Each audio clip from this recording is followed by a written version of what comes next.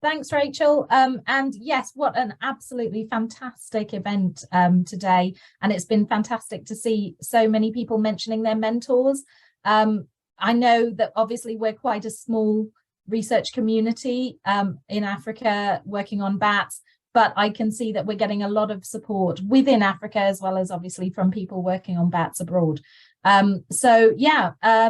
I won't take up more time, and I will introduce the first speaker for this session.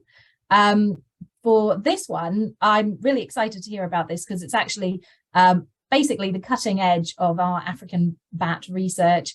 The next speaker is from University of Eswatini, Siphesihle Magagula. So she's going to be speaking about morphological identification of pipistrelle-like bats in Eswatini with the discovery of a new species, Neoromicia hlandzeni.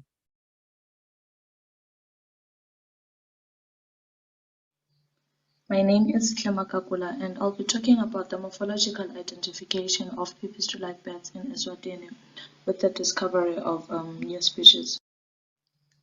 So, Eswatini is a small country covering an area of 17,360 square kilometers. The country is topographically varied, with the Drakensberg mountain range in the west, and then the Lubombo mountain range in the western border within Mozambique.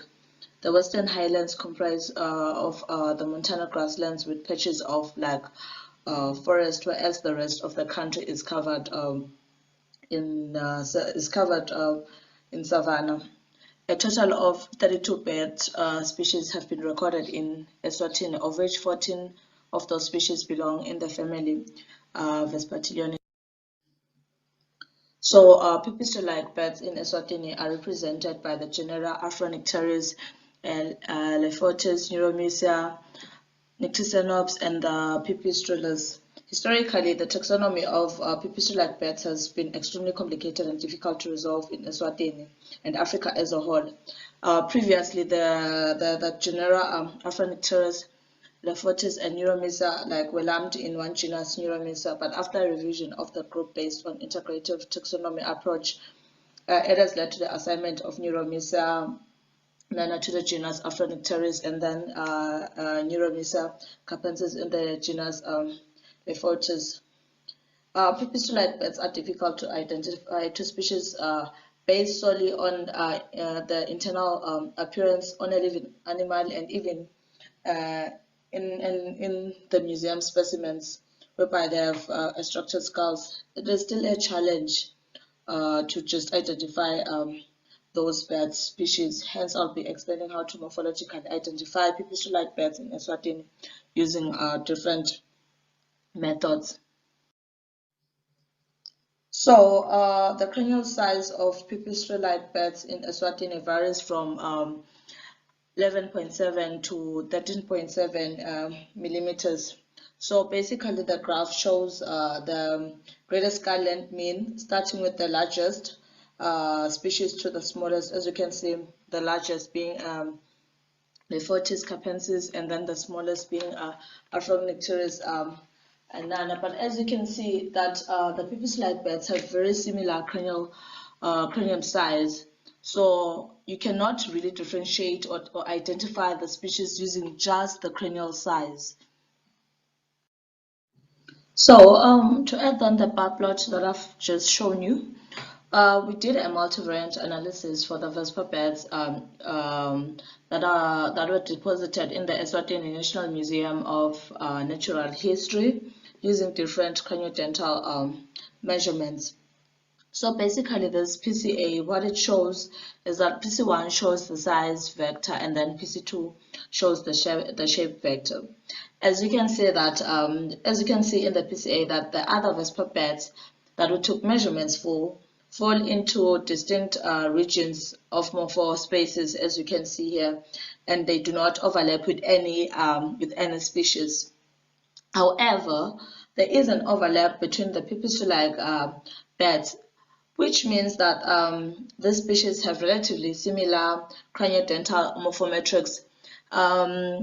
As you can see that the overlap is clearly on the Afronectaris species, Neoromicia, pipistrelle, and the Nyctisonops species. And also you can say that, as I've mentioned, that PC2 represents the cranial shape. Those species have, the pipistrelle-like bats have like similar cranial shape too. So basically you cannot clearly identify or distinguish between the pipistrelle-like bats using the cranial size or the cranial shape, because they are very similar. They have like very similar size and shape.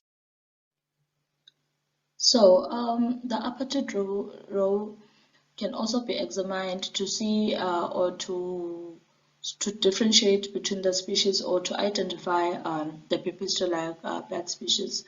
So basically what we examined in the apartheid row was the number of upper incisors, if the inner incisor is bifid, the number of the upper anterior premolar. So as you can see in the number of upper incisor, you can see that all the pipistrelle-like bats have 2 upper incisors present, with the exception of Nyctisonops schillienfi.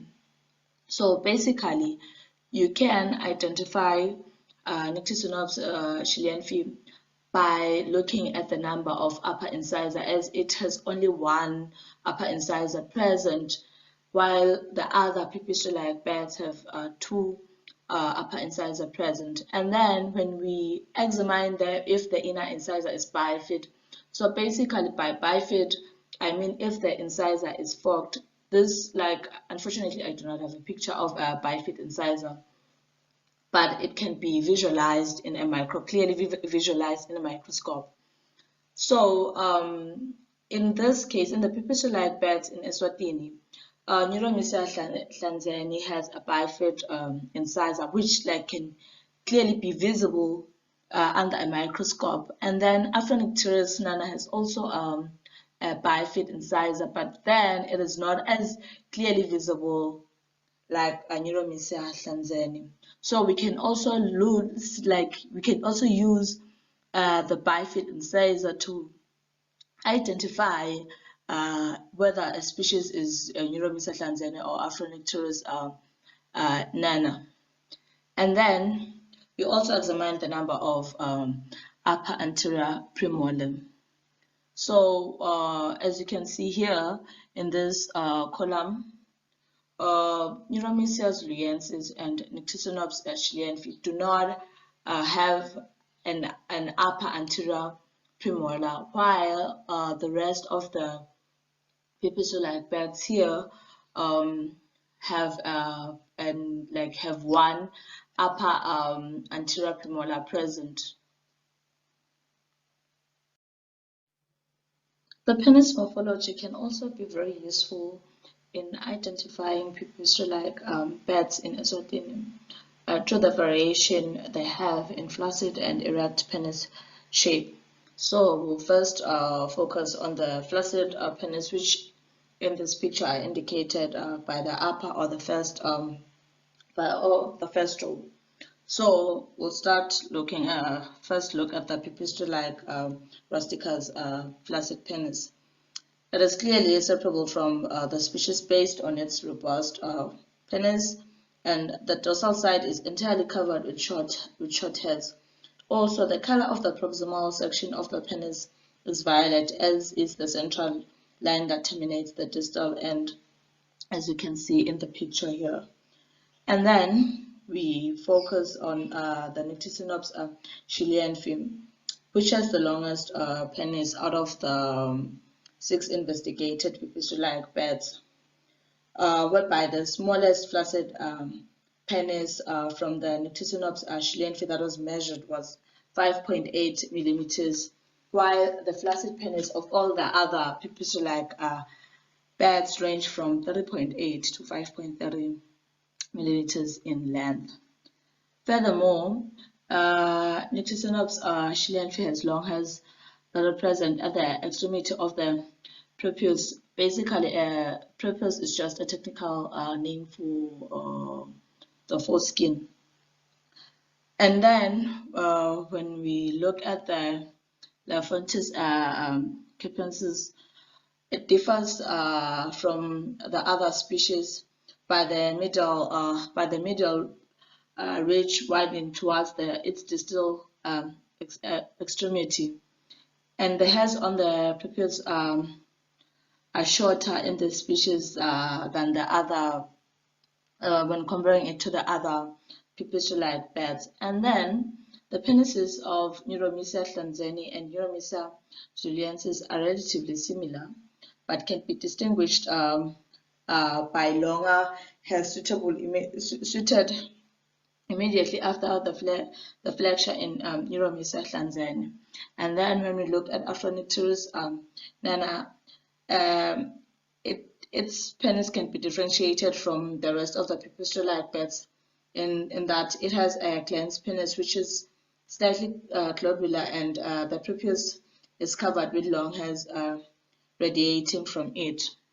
And then we focus on the erect penis, which is the second row.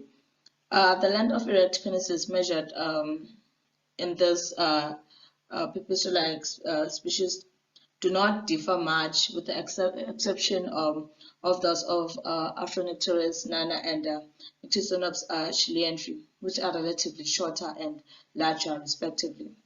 And then also what you will notice in the picture is that the penis of Pipistrellus rusticus turns violet during erection, while the others become red.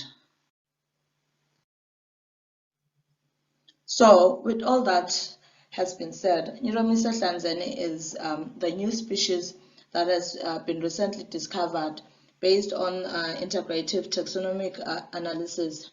This is the first new animal species to be discovered in the country and given a Eswatini name. It is widespread and abundant in the savanna habitats in eastern Eswatini, which is the low fold of the country known as hlandzeni. Hence why the species was given the name Neoromicia hlandzeni. It is distributed, its distribution also extends into South Africa, Mozambique, and so basically this shows, the table shows the updated list of the pipistrelle-like birds in Eswatini, whereby there is also the IUCN status present, and also if the species was first recorded in Eswatini before 1995 or post 1995. So thank you very much.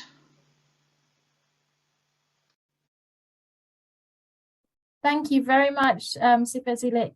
Are you online now to take questions? Yes, I am. Hi. I don't see any questions in the chat at the moment, but I do have one for you. I obviously understand that you work on specimens, but do you have experience on how for example, the skull morphology and the teeth differ when you're actually holding a live bat and observing a live bat? How do you feel about using those characteristics for differentiating these types of species?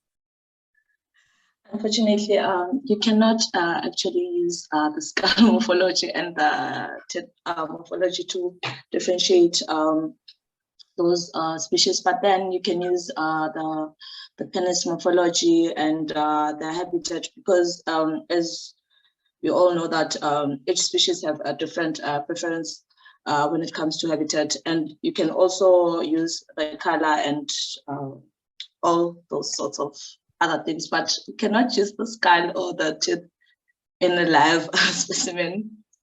Yeah, I realize it's difficult to be able to move those measurements to something that has skin on it as well. I know that there was one characteristic with a ridge on the back of the skull for Zuluensis, for example, but I can never feel anything. So it's impossible for me anyway here in Zambia, and we have obviously a few more species to consider as well. But that's very good, thank you. That we've got a question from Anna.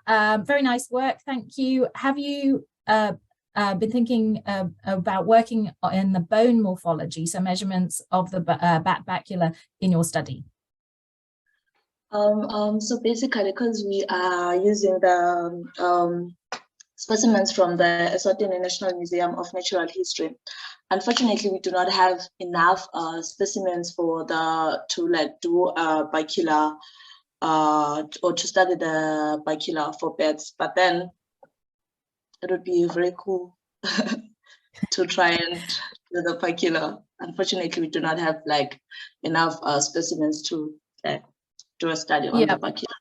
Yeah. And that's a very interesting comment there, highlighting the potential need for specimens that are a bit more updated as well in our museums. So I'm afraid we're going to have to move on quite quickly in the interest of time. There are a few questions now coming up in the chat though. So if you don't mind, would you mind putting your answers in the chat for those who have asked them? Okay, I'll also include my email address in there. That would be great. Thank you so much.